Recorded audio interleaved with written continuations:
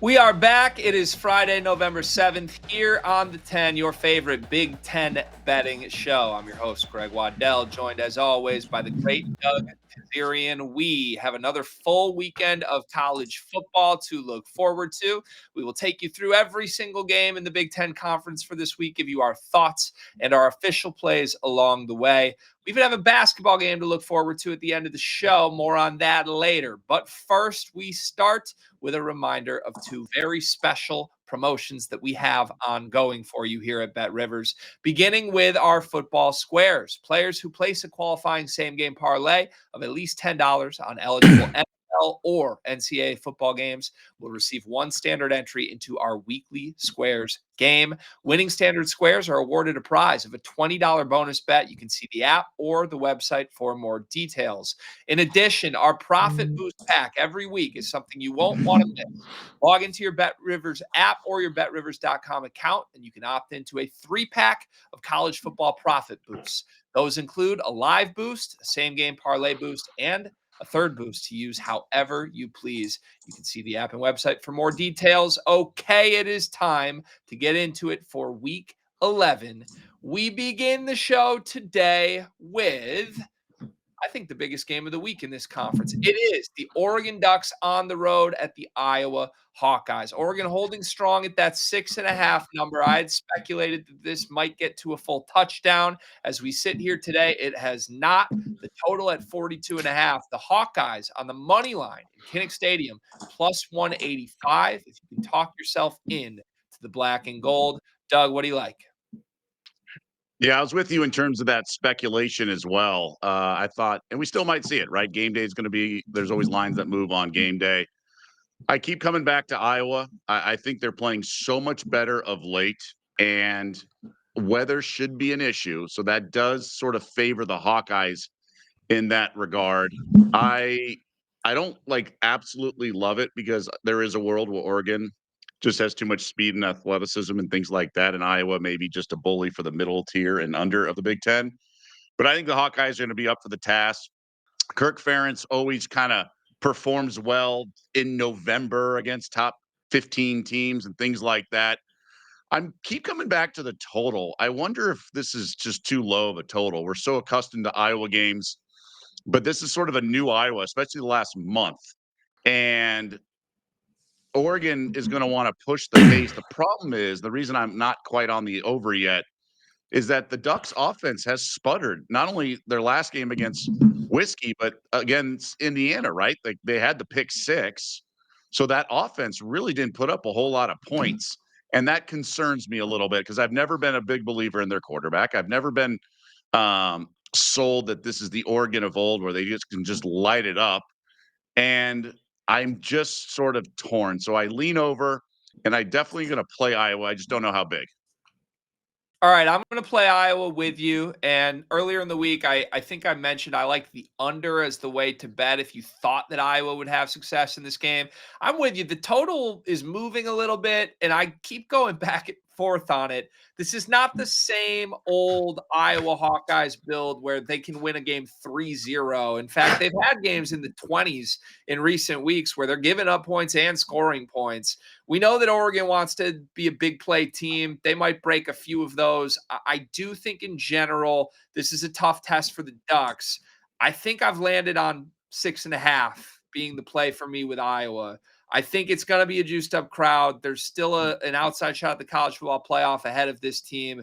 But more importantly, I just do think that if the Oregon offense continues sputtering, maybe makes 1 or 2 mistakes against a defense we know can be a big play defense at times, I think Iowa's offense has more than traditional years this year. They've been successful on the ground, and they've got a quarterback that, yes, his touchdown numbers won't wow you at all. I think he has 4 on the year, but he has some clutch plays. He can beat you with his legs. I think the home team is the side for me here. Let's get Troy Macker in here. Troy, what can you add intel-wise on how this game is being bet? Yeah, it's kind of all over the map. The most consistent betting data I have is that, 78% of the money and 83% of the tickets are on the Ducks to win outright. At minus 235, that's a decent parlay additive right there. But then when you look at the spread and the over under, it's, going both ways. 66% of the money is on Iowa to cover, but 62% of the tickets are on the Ducks to cover. And that has been a pretty steady line, like you guys mentioned, at 6.5. And then that total, 58% of the money's on the under, which is a little low for Iowa games. People love taking the unders on Iowa games. 82% of the tickets are on the over. I'm very torn on what I think is going to happen. I either think it's going to go well under the total, and just an ugly low scoring affair, or I think it's going to go well over. I could see this being, Oregon win by 8 or 9 points. And it's 28-20, something like that. I do think Iowa can find the end zone, even though, like you said, it's not typically through the arm of their quarterback. And the trend that I'm really tracking here, and I think will hold serve here, is although Iowa's very good at home, it's going to be rainy. It's going to be in the high 30s, low 40s. That, like Doug said, that definitely favors the Hawkeyes. But Iowa's failed to cover the spread in 7 straight games against AP top-ranked teams in the top 10. And I know Oregon might be a little bit fraudulent for being a top 10 team, but that's 7 straight times they haven't been able to cover. And I think 6.5 is just a juicy number. If I were playing, I would probably be on Oregon to cover. I think they're going to win by 7 or 8. But this is split all over the map between the tickets and the money. Round of applause for the odds makers in Oregon, Iowa. You've got us all stumped, it seems. Let's move to game 2. Ohio State on the road at Purdue. It's a big number here for the Buckeyes, as you would expect. 29.5 on the road. Totals at 48.5 here. Doug, what do you like? Nothing. Not a whole lot in this game. I want to take Purdue because they're playing hard. And they impressed me last week, losing by a score against Michigan. Obviously, it's a much different situation with the Buckeyes, but part of me just thinks the Buckeyes are going to go through the motions the next few weeks, and they're not incentivized to step on the gas. And we even saw that in the first half a week ago, but they did step on the gas in the second half. It feels like too many points, but I can also just imagine myself with a Purdue ticket being down 14-0 late first or early second quarter and thinking, what the heck did I get myself into? So it's a stay away. The over potentially. I know these games have just been going under with the Buckeyes. Obviously, the first time last week all season where they allow a first half touchdown. I think Purdue's offense is pretty competent, but maybe that's just against some of the bad defenses. They really haven't stepped it up. And of course, they were manhandled against Northwestern. So it's a pass for me, but I was looking at the over and I was looking at the underdog here. It's a pass for me as well. I just can't talk myself into anything Purdue at this point in the season. And I was on the wrong side of the Michigan-Purdue game last week. As weird as that game was, as competitive as it was, nothing from it makes me want to back Purdue for the remainder of the season. Maybe an impressive performance. If they put out the same, 1-score loss to Ohio State, I might feel differently here. He clearly hasn't lost the locker room, Barry Odom being he here. Like, there's still guys playing hard, which you wouldn't always expect from a team that has lost all 6 of their conference games this year. But they're going to be experimenting at quarterback. They've already been trying to move off of Ryan Brown and work in the backup here, who's younger and might have a future under center for this team. If they do give him more of a share here, I don't think it's going to fare well at all against this elite, historically good Ohio State defense. It really is name your number for the Buckeyes for me here. They have not proven to be a team that cares about beating teams by 50 this year. But given that, there's Heisman implications for both their quarterback and potentially their wide receiver, I think we could start to see that change as they have a couple cupcakes leading into the Michigan game here. So total stay away for me. I'm glad we're aligned on that, even if it's not the most fun outcome here, Doug. Let's move to the team chasing the Buckeyes at the top of the polls. It's the Indiana Hoosiers, second in the AP poll at Penn State in Happy Valley. Penn State threw their best punch against Ohio State last week and still did not escape with a game within 3 scores. Ohio State minus 14.5. The total's 49.5. We both liked Indiana. It was our best bet earlier in the week. Has anything changed, Doug? It's so, you talk to enough people, you're going to be talked off every game, right? There's always going to be conflicting opinions. And, their sharps are on opposite sides of the same game, right? That's going to happen in this world. But people I really respect are on the dog. And I mean, I see it obviously because Penn State's playing hard. This is a big game for them, all that stuff. But I just think there has to be a tax on Indiana, and we're seeing it because it opened 13.5. I'm just gonna lay it. I have to go with my gut here because it's just gonna be a much smaller play because I have to also respect all the sharp minds I've talked to. Now I've talked to other guys on the favorite, including yourself that I respect. And so I'm just really torn because I do see a world where this could be a tight game. Remember, they had the tight game at Kinnick, but Penn State is not Iowa, although they played pretty close game earlier. Um, I know he's a madman, and I know he's great against the number. I can't get behind the dog, so I do like the Hoosiers here. Yeah, I'm with you, and I think I'm hearing some of the same things you are. Like it just isn't. I don't know. It kind of does feel like the public naive, right? Oh, this is easy play. Let's put it all on Indiana. I'm not surprised. Sharp money is coming in on Penn State here, but I think I'm with you just from a Signetti respect standpoint, and it's a spot bet, really. I mean, beyond just believing Indiana is arguably the best football team in the country, for me, this really is we get these guys right after Ohio State got these guys. This is going to be on the minds of a lot of important people in college football when you're trying to do the comparison game between Indiana and Ohio State. We do know through a year and a half, Signetti does care about how much he wins games by. He's gone on record and said that this stuff matters in the eyes of the committee. Now, he's not playing for a playoff bid anymore like last year. Coming down the stretch, you needed a resume. I think Indiana's in the playoff at this point. It's just about pride. It's about being deemed the best team in college football.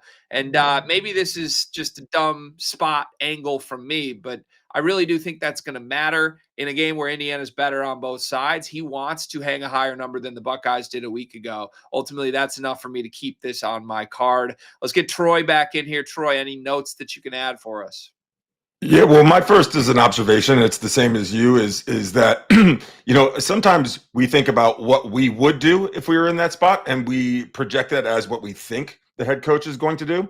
In this case, we know what Signetti is going to do. Like you mentioned, he wants to run up the score. He wants Indiana to have a better output than Ohio State did, regardless of if this was coming off the backs of Ohio State, Penn State.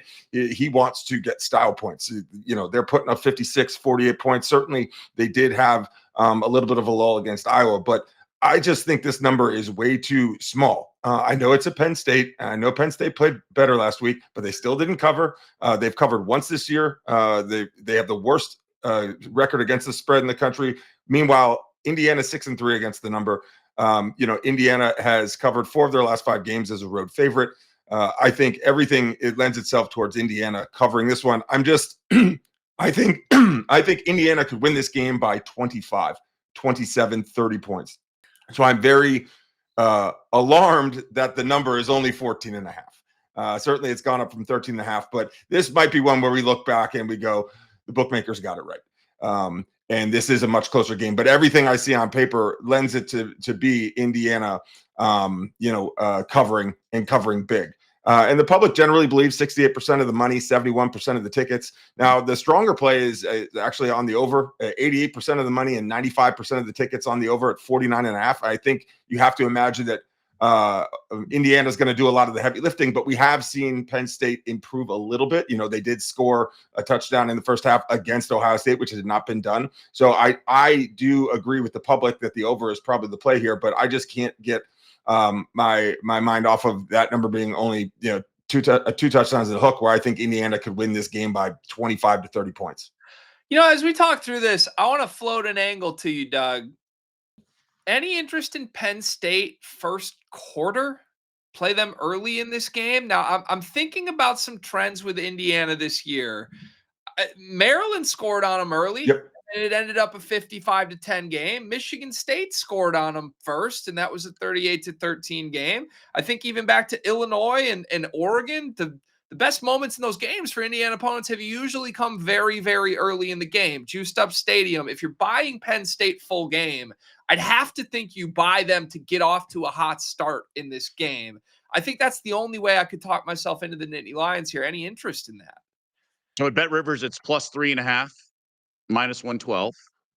So obviously, if they can get a score, that helps that significantly. You don't like Penn State to score in every quarter, plus 550?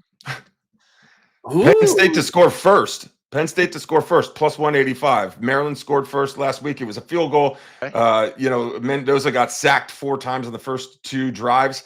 I like what you're talking about with there being, some stuff there. I was on Maryland's first line or halftime spread, didn't hit, but I think there's something there. Indiana does start slow, and they get the train moving by halftime.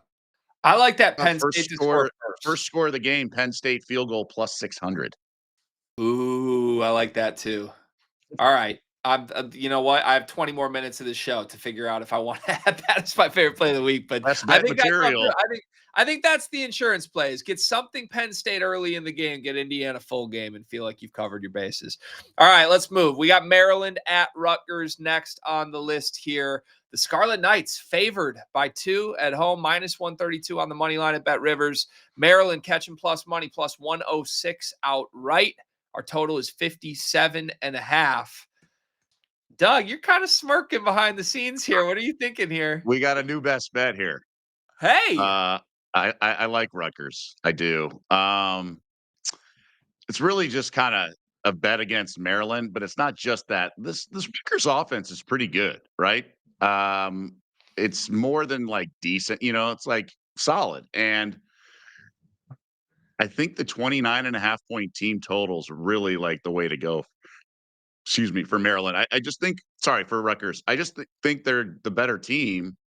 And I don't trust their defense. So that's why I prefer a team total, which is 29.5 at Bet Rivers. This Maryland team has lost 4 straight. They've been lifeless. Now they've lost a couple, 3 of them by 1 score. So that gives me a little pause because Rutgers defense, can't get it stopped, right? They got it against Purdue in that game. I really liked Purdue, but I think Rutgers will play up to their standards in this game, and I'm not sure the Terps will. So I'm going to roll with the Rutgers team total over 29.5. wow. Okay. Interesting. I have not touched Rutgers much all season long, but I am willing to fade the Maryland. For you. I'm willing to fade the Maryland defense anytime you tell me to, Doug. So you have my full attention. Let's get Troy back in here. Troy, what can you add? Yeah, this one's interesting from the standpoint of the over-under. It was 59. It's now at 57.5. Rutgers point totals have been very high this year, talking about in the 60s, 61, 62, because of their lifeless defense. And, Cadillac Manis is a good quarterback, and they can score. Right now, 91% of the money and 72% of the tickets are on the under. Each of Rutgers' last 9 home games have gone over the total points line. But Maryland, like you said, has, I think Maryland might be the better football team. I don't think they're going to win the game. They have been lifeless. They need this to be in bowl contention. They haven't won since they played Towson or Richmond or whomever before Big Ten season started, with the exception of Wisconsin. But Wisconsin might as well be Towson or Richmond. They're that bad. This is a fascinating game. Maryland opened as a 1-point favorite. So if you're on Maryland there, now you can get them at plus money to win outright. Like I said, I do think Maryland is the better football team, but that doesn't mean much because the players have to play and they haven't. To your point that they have been in close games, that should bode well against a Rutgers team that hasn't stepped up into a high level of competition. But the under for me at under 57.5 is where I'd be leaning, especially because anytime there's a heavy public under, I tend to lean in that direction.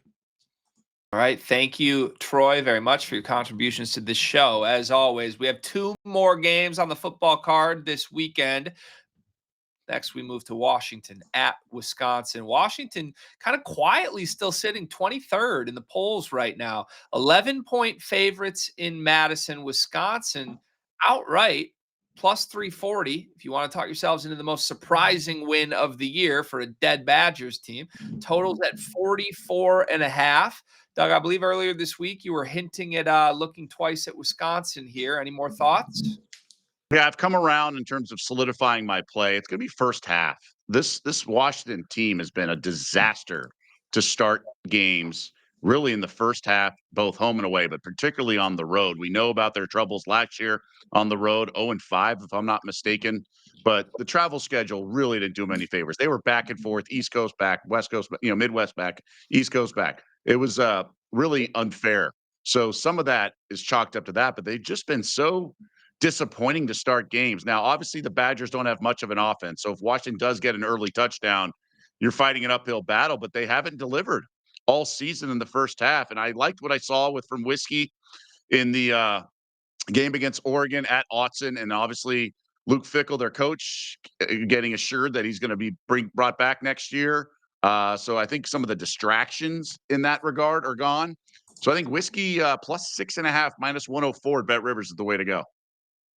All right. Yeah, that's a good solid number, I would say, for the first half. If you were considering Wisconsin full game, I think I could talk myself into hanging around for a half a little more. I just don't trust the personnel in this team. I totally disagree with the decision to stand behind Fickle, and that's nothing against Luke Fickle, by the way, but I think even coming out and validating that he's the guy a year from now could have a damaging effect on the entire atmosphere for a game like this. So to me, it really comes down to just how much do you believe in Washington? Ultimately, for me, I don't believe in them enough to lay a number on the road like this against anyone. I kind of wish that I did because I am still looking to fade Wisconsin week to week, but there's no play for me here. Although I can certainly see your angle on Wisconsin in the first half against the Huskies. One more game on the card. It is Nebraska out west this week against UCLA. A pick 'em number here. Interesting spot for both teams. Totals at 45.5.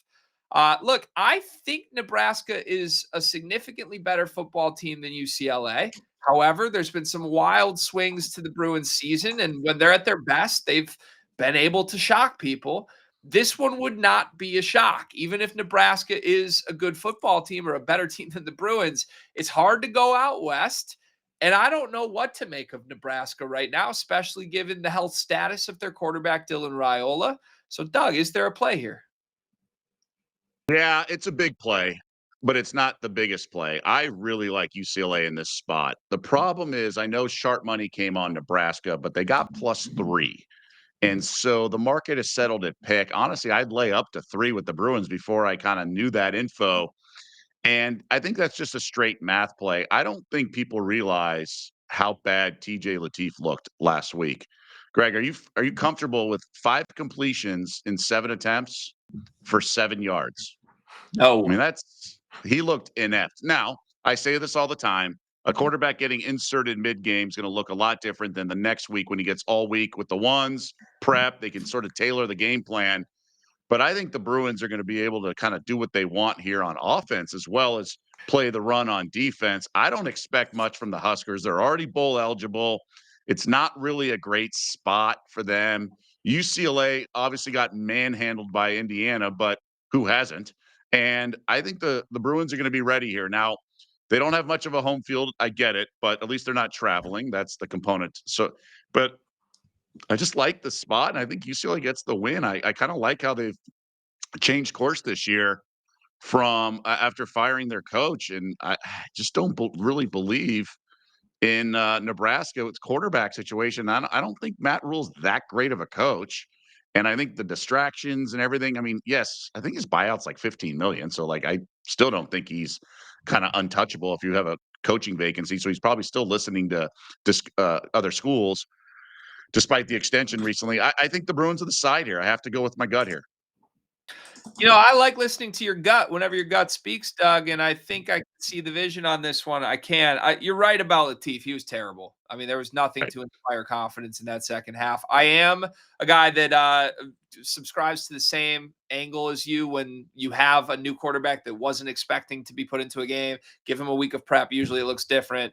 But I also think a week of prep for a game at home against UCLA is a lot different than a week of prep, 3-hour flight across the country against a UCLA offense that should be able to move the ball against this Nebraska defense consistently. And I think that's where I can settle into officially adding this to the card for me is that I think if Nebraska were to win this game, they're going to have to put up points in consistent drives. And even if you envision Lateef having success here, I think it's going to be inconsistent. Like, are we really going to be that surprised if he goes a quarter at a time with a couple 3-and-outs in a row and then maybe hits a big play here or there? To me, UCLA, I know the total's at 45, but I would be surprised if this goes over and if UCLA Too. does their part in it going over. So for me, I'm with you. I'll take the Bruins here. I like that more than playing the total, just in case we get a total Latif stinker and UCLA just creates separation. But thank you for talking me into that, Doug, because I was looking at this game not knowing how to play this one. Right. I know. Well, let's wait for the game to be over before you thank me. I could have done you dirty, though.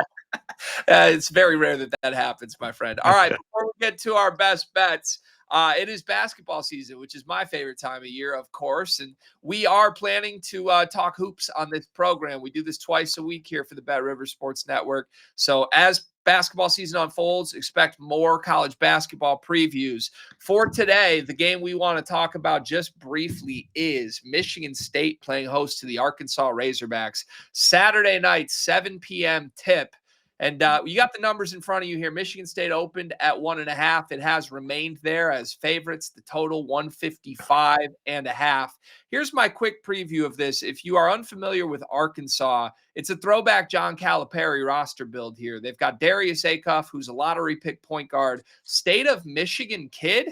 In fact, the reason this game is being played at the Breslin Center in Michigan is because Cal wanted to get Darius Acuff a homecoming game. So should be high emotions for their star point guard, who's drawn Derrick Rose comparisons. Along with him, a Malik Thomas shooting guard that should also be a lottery pick. He's been their best player. Arkansas will hold up well in the backcourt here. The game for me comes down to Michigan State being able to dictate pace or not. The half-court offense for the Spartans has been very clunky. That's why they were not able to create separation in their opening night win over Colgate. To me, this has to be a frantic pace game for Michigan State. Jeremy Fears getting out in transition. And if they can do that consistently and get out and run, I think they can overwhelm the youth of Arkansas in a big-time environment. More possessions, I think, means better things for the Michigan State offense. If not, I wonder how Michigan State scores in this game. They have not found that Jace Richardson replacement in the half court yet, and it's been really ugly at times. So I don't have the same concerns for Arkansas. For me, Michigan State, despite me saying they need to frantically push pace, did not do a good job of that at home against Colgate in game one. I'm going to be backing the dog in this game. I like Arkansas to win this game outright. You catch plus money at Bet Rivers if you take that. And it would not be the first time in recent memory that a Michigan State team has started a little slow before finding answers later in the season. That's my angle here. Doug, do you have any thoughts you want to add? Yeah, two things for you on that. Have you tracked how Izzo does in like early season? Because these, like you said at the very end, Sparty typically, obviously, we know about his Final Four runs, and late in March, it's always Izzo. But they start slowly a lot, even these kind of big games, whether it's at the Garden and whatnot. Have you thought about that or tracked his ATS results over the years? So I had it for the opener. I haven't looked further past that, like in the month of November or anything like that. But in season openers, they were 1-7 against the spread in their last 8, and that was coming into this year with the loss against Colgate. So yeah, it is. It's an early season, like first 3-4 games thing for me. I'm usually looking for spots that I like against Tom Izzo, and this year especially, he's pretty vocal about how frustrated he is at the shooting guard spot right now. They're trying Kurt Tang, who's just a shooter, and then they're trying Trey Fort, who is like the player that is going to drive Tom Izzo to retirement. He despises Trey Fort's game. He doesn't defend at all. So to me, again, if they get out and run, defend, rebound, run, they could certainly win this game at home. It's not a surprise, but Arkansas analytically a little undervalued for me. They're kind of catching the flack of last year's team's inconsistencies. There's a lot of new personnel here that I think is a little better than people realize early. So favorable number for me. I'll take the Razorbacks. What about props on Acuff if he's going to be kind of the featured guy homecoming game? The one thing that scares me there is Fears, who should be his matchup for the full game. Number one is an elite individual perimeter defender, and number two is a guy that takes things personally. Like, I can promise you Jeremy Fierce Jr. is aware that there's going to be hundreds of Acuff family members in attendance here. And, Acuff spurned Michigan State. They recruited him for a while too. We know it's a family-driven program at Michigan State. So I think for me, even if Acuff kind of presses and maybe has an off shooting night, I think Arkansas has enough answers elsewhere. Thomas has been their best player at the 2 spot. And like I said, Michigan State has no defensive answers there. So I would stay away from any Acuff lines. I think he'll get his attempts up in this game, but with Fears guarding him, he could struggle a little bit. It's not enough to push me off Arkansas. Right. Good to flush that one out. Yeah, thank you. Hey, my favorite time of year, college basketball time. You'll get more analysis like this on a week-to-week basis as the season unfolds. Okay, it's time to conclude the show with our best bets, as we always do. Earlier the week, we had the same best bet. It was the Hoosiers minus 14.5. That is still going to be my best bet this week. Give me Indiana. I have not been able to find anything I like more. I understand the sharp money is on Penn State. In fact, I even like a Penn State first quarter play. I'll figure out if it's going to be the first field goal score of the game for Penn State or if it's just plus 3.5 in that first quarter. But I like Indiana full game as my play of the week. Doug, what are you locking in? I've been going back and forth. I do like UCLA. But I'm going to go with the Rutgers team total over 29.5. I don't think much of this Maryland team in general, although they are competing against really bad competition, which is Rutgers, of course. But I think the Rutgers offense shows up at home. The Terps can give it up the points. I know their defense has been good at times. I just think it's a good spot to back that offense of Rutgers. So I'll roll with the Rutgers team total, not have to count on the Scarlet Knights defensively. I love it. Scarlet Knights team total over for Doug. I've got Indiana minus 14.5. There you have it. Another week of the 10 is wrapped up for you. Reminder, we are part of College Sports Rush here at the Bet Rivers Sports Network. You can also find Sports Better's Paradise with Jimmy Ott every single week. Make sure you subscribe and you can see every single episode. We appreciate all you for watching this show. We will be back next week again on Wednesday with the first of 2 episodes. Don't miss out on our college football squares and our profit boost packs as well. As we get to crunch time of the season, you're going to want to maximize value when you're betting with us at Bet Rivers. Bet responsibly, everybody. For Troy, for Doug, for our whole team behind the scenes. We'll see you next week.